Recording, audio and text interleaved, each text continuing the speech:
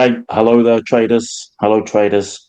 Welcome back to the TOGS Trading Podcast. Here we are for TOGS 40. We're up to our 40th podcast already, and it's kind of probably pretty suitable for what we're going to talk about today because these last 40 podcasts seem to have flown by, and our session for today is all about making the second half of 2025 your best 6 months ever. Mainly because the first 6 months have absolutely flown by. Okay, it's been rather full on, it's been rather eventful. There's been plenty going on. And so I hope by the end of this particular session, you've got a good idea of what you could be doing to make the second half of this year your best 6 months yet. Okay. And as always, all right, I'm joined in this conversation by my Dublin partner in crime, Big Ian. Looking good. Billy Ray, how you doing? I'm fine, but I'm feeling kind of sore. I had a load of dental work done this morning, so I spent most of the day with the side of my face all frozen. I couldn't drink anything, and I ended up having to have a whipped ice cream for lunch. Oh, well, there you go. Best days. Whipped ice cream, Mr. Whippy, Yeah, Mr. Whippy for lunch and stuff. yeah. That's winning at life. Yeah, it was quite nice actually. I got the Cadbury's flake and the chocolate sauce and the Of whole lot. course. Well, why wouldn't you? Why wouldn't you, mate? Why wouldn't you? Why wouldn't you? There's no point in if you're going to do it, you might as well just go for whole hog, haven't you? Mightn't you? That's the that's life, isn't it? It was for medical reasons. It was medical reasons. I couldn't do any other thing. Of course.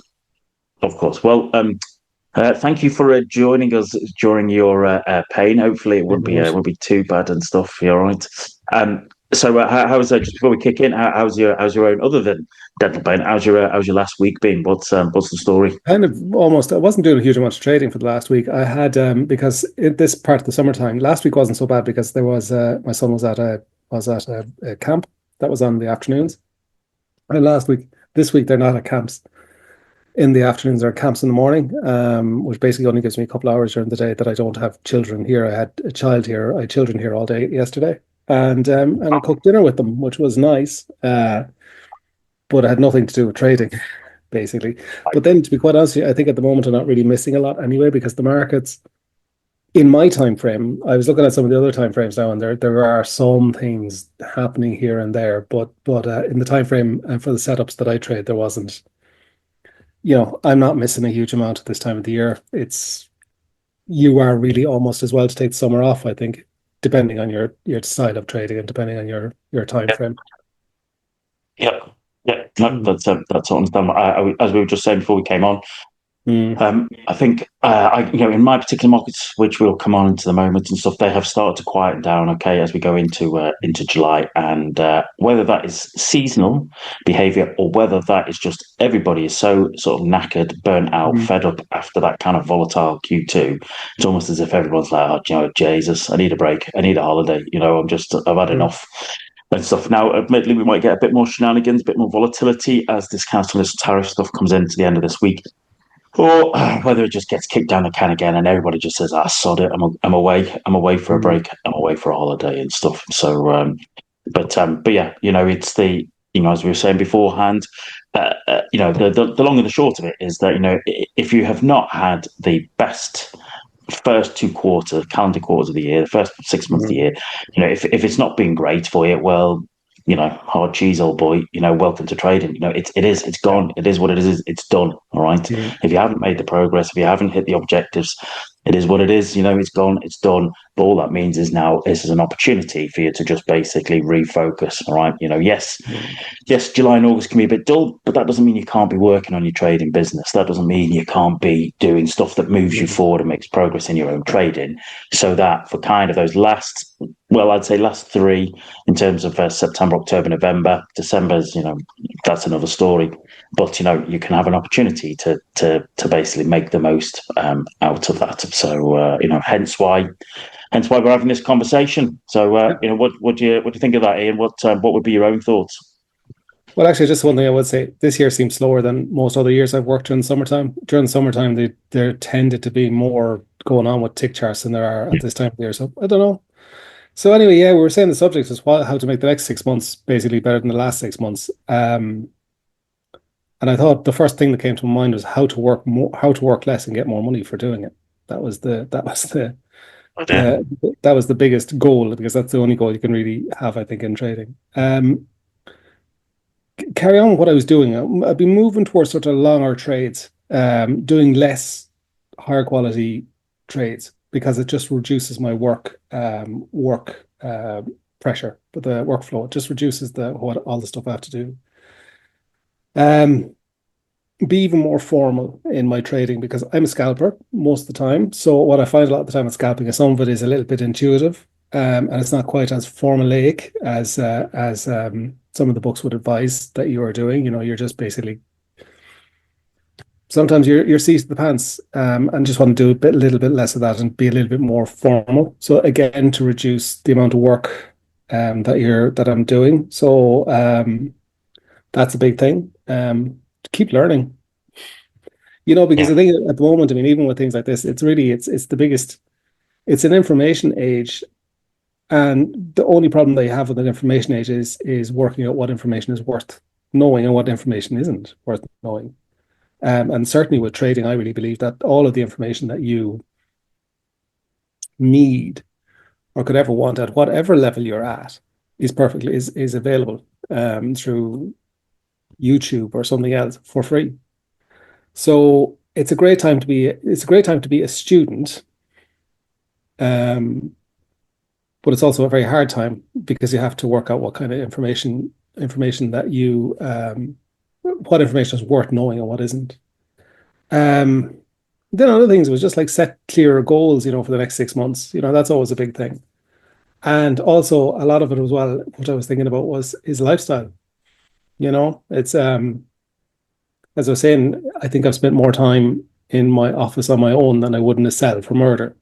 So it is how to improve the lifestyle, to be a bit healthier, both mentally and physically, to get out and do other things that are more enjoyable for myself, really, besides double bottoms or double tops or whatever, the day after day after day after day. And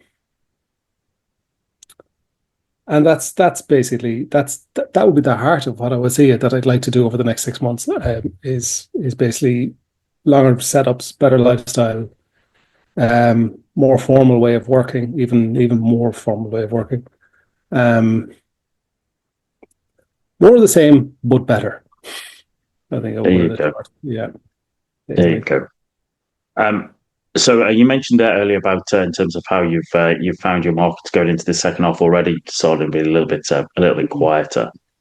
Is there anything you saw in yourself in those first 6 months that was of was of interest, or you were curious about in terms of your own trading style and performance?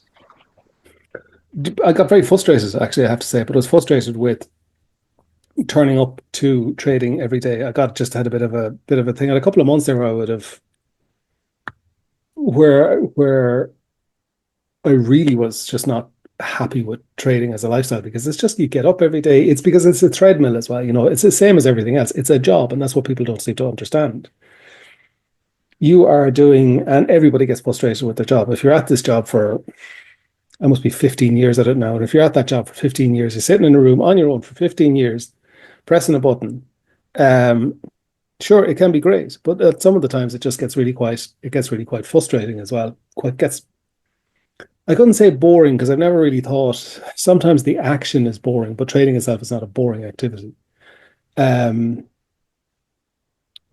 that was one thing I thought about it over the last few months. Then it was just, there's always things you're looking at yourself, because there's always bits of you that you can improve. There's always bits of you there's always bits for you to discover about yourself, because it is, at the end of the day, it is just a business of psychology. It is nothing,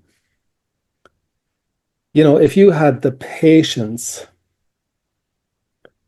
I wrote things in the last while about 3 simple setups, which is the gap, the double bottom, double top, and the just traditional fib setup. And those 3 setups are more than enough to make a living. If you have the wherewithal around you to not screw with it, not try and holy grail it in some way, be consistent in turning up and doing them. Because an awful lot of the time I've seen with people, when you try and teach them something, say the gap, for instance. So you show up every day, or the traditional fib is actually a better one, because I've showed many more people that particular setup. You see them, they go in, they try it 5 times.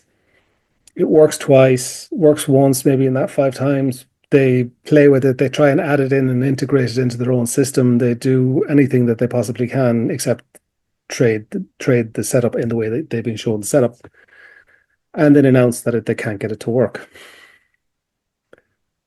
And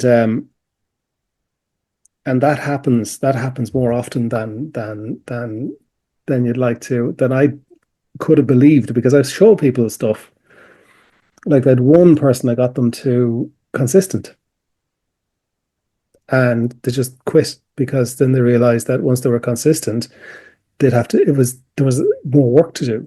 There was when you have a setup and you can trade that consistently, the world doesn't end, the work doesn't end. It just means now you have to do it all the time. Yeah.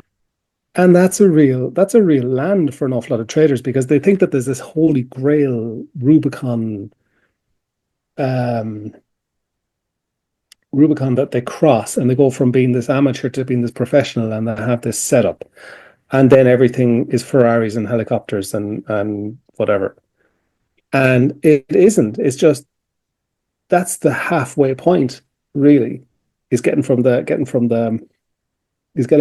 nothing, knowing nothing, to having a setup and being consistent is only really about half of it. And there's a huge amount of work. And when you get consistent, because consistency sneaks up on you, it's a real funny thing I've found with consistency, is that you're there for about 3 or 4 weeks, and you start realizing that you haven't lost any money, and things are not going the usual boom and bust. And then you wake up one morning and go, I'm consistent. Yeah. And you wait a bit longer, and then you're still consistent. But then there's this other feeling that comes into you, where you just go, oh God, now I have to do this all the time. Yeah. And consistent trading is not really that exciting. If you're doing double bottoms, there's only 3 types of double bottoms. And there's only, the entry isn't really that important with double bottoms, as in it's either going to work or it's not. The entry can help you a little bit, but it's not going to make or break the trade. So there's nothing exciting about the entry to it, and it's a mechanical entry, and that's your life now. That is your life, and a lot of people sort of really expect that it's not not what happens. It's balloons fall from the ceiling, and there's whatever whistles or something goes off, or fireworks. Not for you. That surprised me. Did it not for you? Were there not balloons falling from the ceiling and scantily clad ladies bringing in bottles of champagne and stuff like that, just to you're a winner? Or was that just in your dreams? That only happens when I close my eyes. Really, and maybe snooze a little bit, then but there isn't. But no, it isn't. It was real. It was a real quiet moment, actually. I have to say, it was real, like, sort of look around and literally just go, oh, I haven't lost any money. Yeah. Maybe we'll do a session on that. The journey to consistency. Maybe that will be it, and stuff and what have you.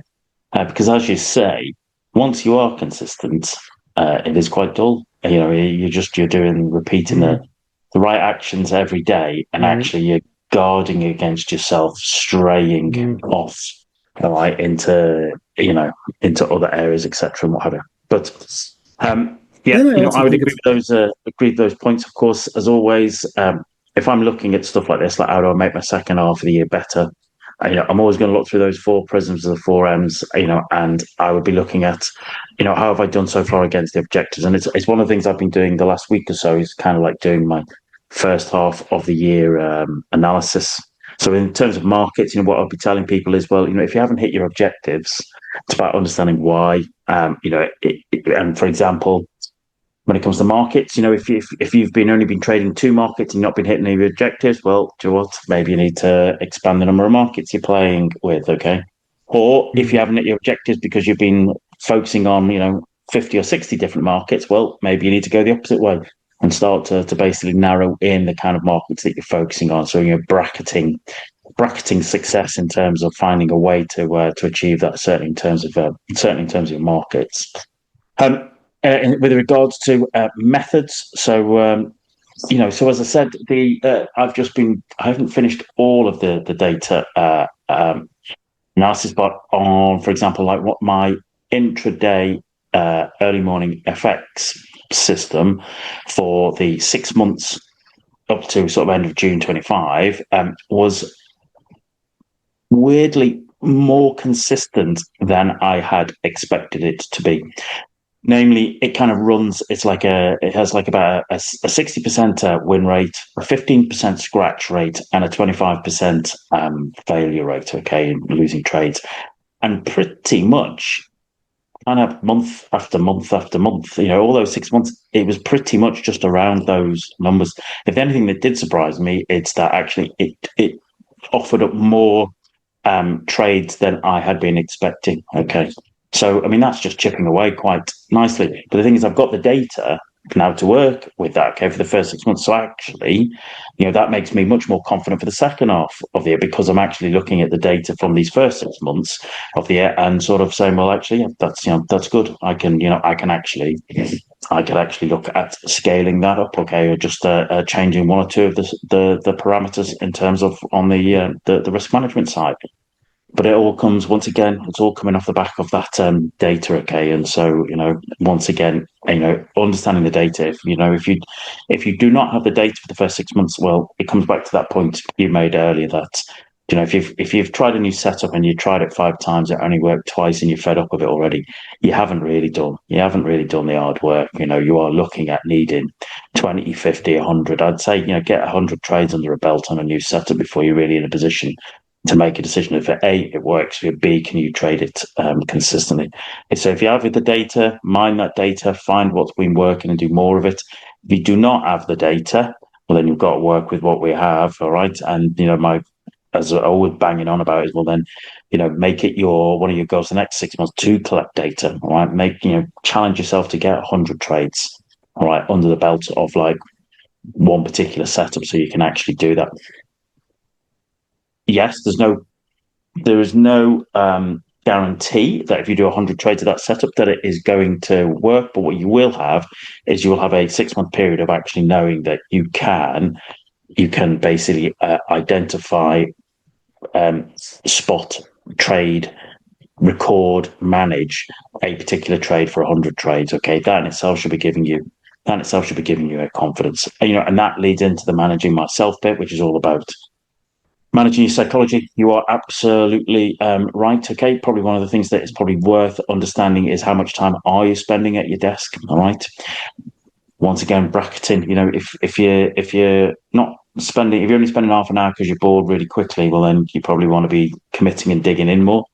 Equally, if you're spending 8, 9, 10, 11, 12 hours at your desk and you're not getting the results you want to, well, maybe it needs to be a little bit more shorter and focused. Okay. So, work with the data you have at the moment, whatever data you have, and then start to bracket it and start to work towards improving the situation. But that links into, managing yourself, all right, managing your mental health, managing your physical health, managing your emotional health, your social health, your relationship health, your financial health. There are all many different types of health we talk about on stage 4, and actually part of your job is to manage that. Okay.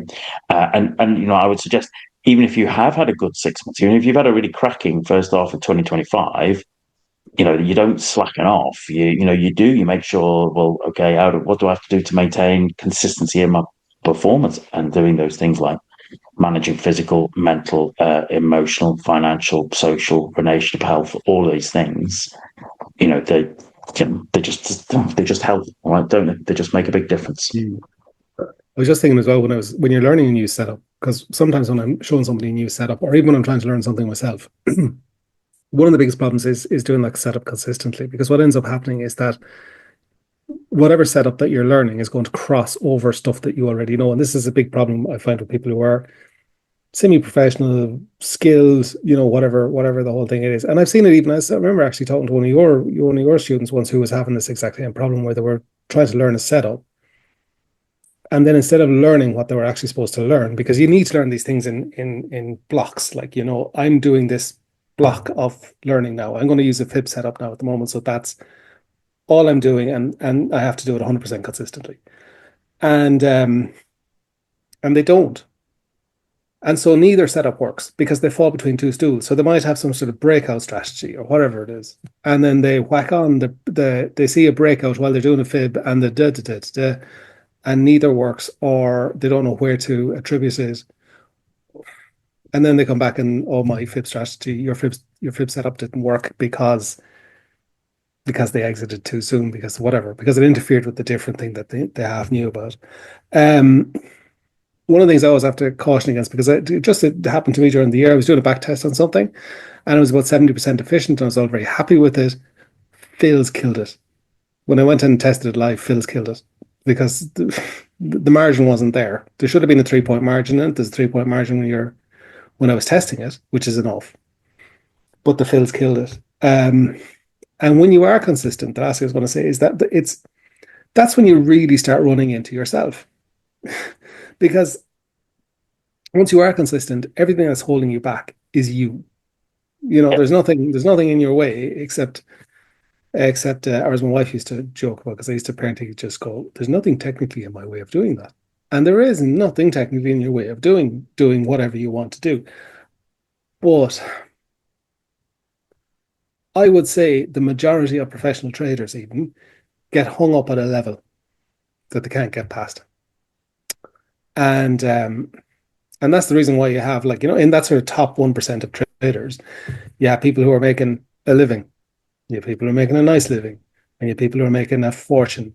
And the difference between the guy down here and the guy up there is just a little bit of psychology. Well, a little bit. It's very tweaky, but it's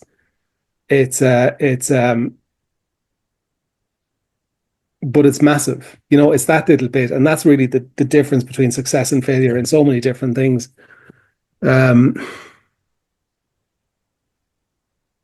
Because I was out, just because that's a humorous thing, I was out in a pub recently enough, and I was watching two fellas chatting up a girl, and one fella was perfectly fine, but he just didn't have that little bit of extra confidence. Yeah. And you can see it from across the room that he just didn't have that little bit of extra confidence. And the other fellow was just much more killer. Like, he had much more, he was more into himself, a little bit more selfish, a little bit more, a little bit cooler. And it's a tweak. That's all it was a tweak. And you could see the difference in it. And it's the same with trading. It's the same, I presume, with football. That wasn't Pearson Cattle, was it? In the no, they were all. It was down in Westport, and I was out in a pub. Right, and into some wild ones. No, it was the teenagers. It was all young people who happened to be in a. We just went into a pub, and there was a bunch of teenagers having a birthday party. And sorry, did you just say there was a pub in a gun shop? No, a pub in Westport, and we happened to just go into the pub, like, just to have a drink. And the way that in pubs in country areas tend to be, yeah. They stop at different ages. And I was just sitting waiting, and I was just watching it, because that's what you do. You do an awful lot of people watching anyway. And I was just watching one Never get bored. girl, and then there was a guy came over, and he was perfectly funny and everything else, but he just didn't have that little bit extra, that little bit of killer. That wasn't. There was a little bit of softness around the edges there. And then there was another fellow who came over who was just cooler, a little bit more aggressive, a little bit whatever. And it's obviously him that won in the end. She even had a better time. She laughed more when she was talking to the other fella, and then, because there was no laughing with the other guy, but you could just see it was just this tiny little tweak, And it's the same. It's the same I see all the time with traders. They get to blockages, and it's smallest little change of behavior under certain circumstances. I see it myself as well. It's one of the reasons why I think that I always say that people should group up when they're learning to trade, and you can't get them to do it. Yeah. But because I always wanted my own crowd to link up with each other, to so that they could, because somebody will see that you're not, you could go with that young fella in that pub and say, listen, you just need to be a little bit more killer there, sunshine, and you'll win. You won't come second the next time. And I think the same things with traders. I think that they can see it's not it gets beyond the technical side of it. It isn't, you don't need a new way to learn a trend line or Yeah, whatever. You yeah, just need to, right. you know, and I see it with myself. There are certain setups that I just, I don't do them because I just don't simply have the balls for them.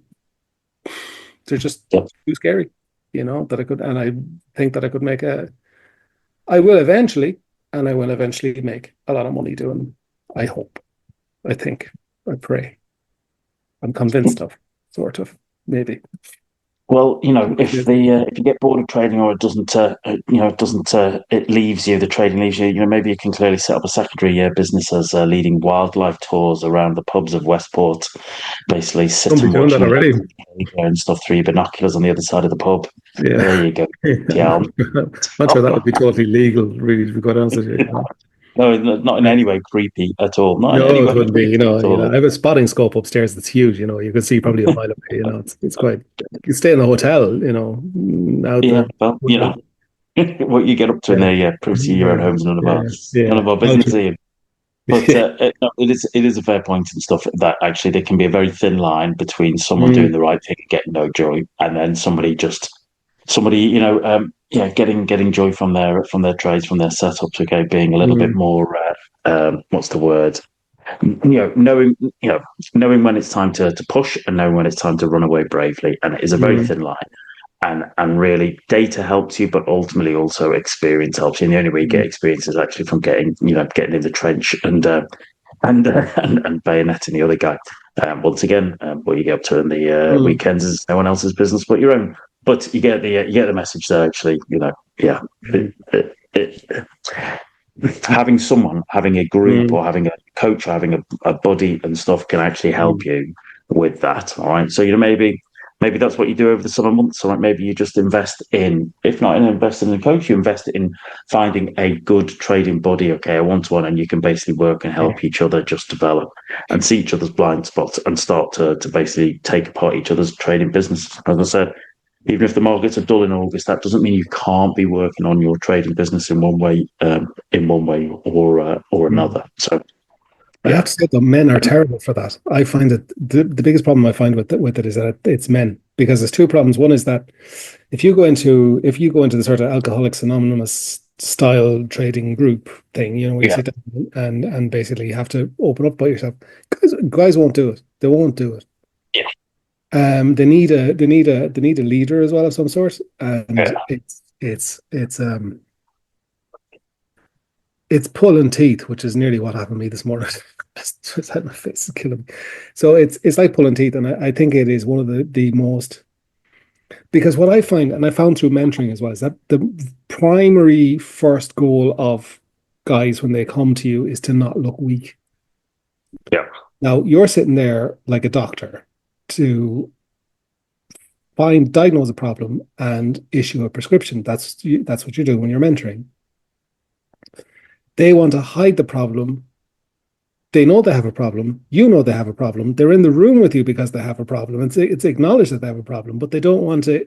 They don't want to. They don't want to appear weak. It's like when you go to your doctor and your doctor asks you how much do you drink every week, and you go, a sweet sherry at Christmas, perhaps. Um, you don't want to. You don't want to. They don't want to appear weak, and that is a big problem with moving forward with trading, because if you let your ego get in the way of your learning, you will not learn.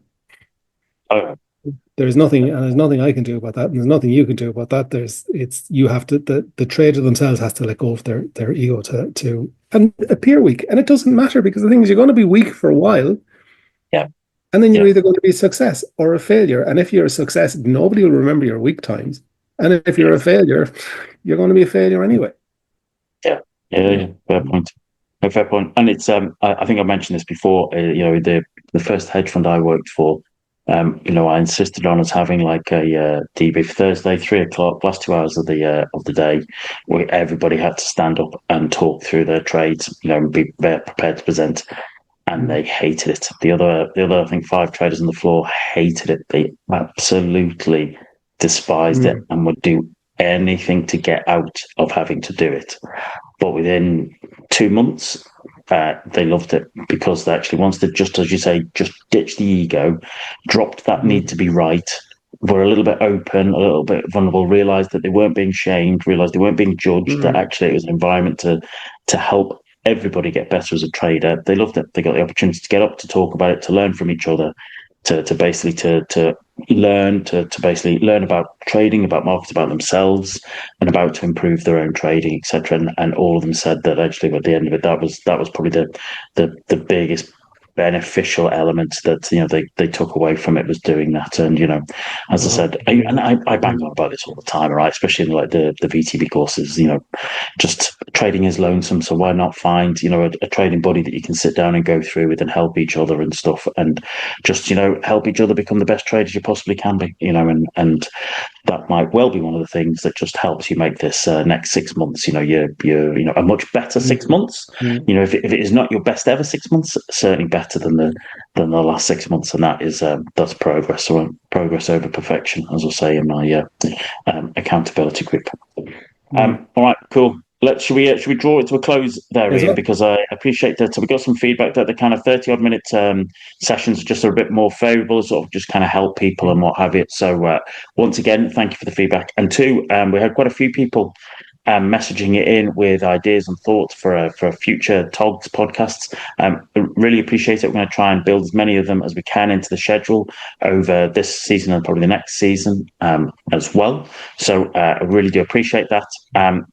This has been TOGS 40.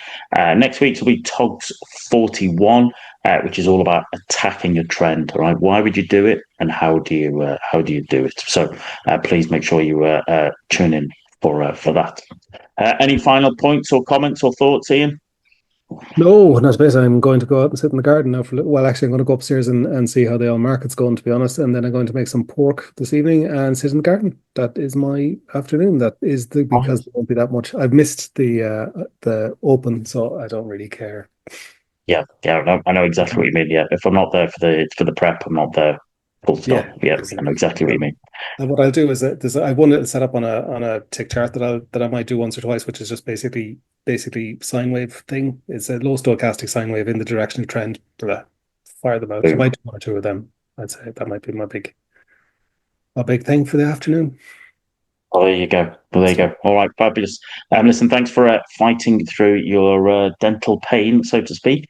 All right, I hope it's all right. Hope it's get better and stuff. Thanks very much for joining us, everybody. All right, thanks for listening. As always, please, subscribe, comment, likes. It all helps and stuff. And we will see you on the next TOGS 41 podcast. Until that time, trade well, everybody. Cheers. Take care of yourselves. Bye-bye.